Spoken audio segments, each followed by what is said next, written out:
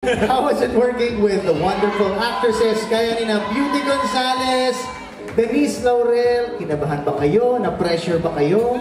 Oo po, of course naman. Lalo na po yung first few sequences namin. Super na-intimidate po ako kasi lagi ko silang napapanood si Miss Beauty, Miss Denise.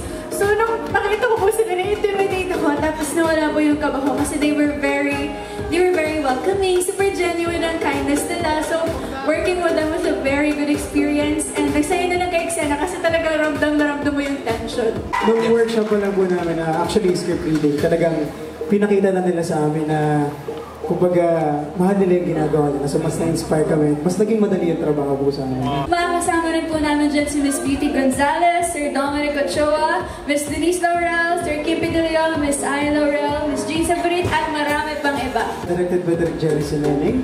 And excited na po kaming makilala nyo ang bawat karakter na magbibigay buhay kay Princess. Syempre, at kilalanin nyo ang magpapainit ng hapon nyo.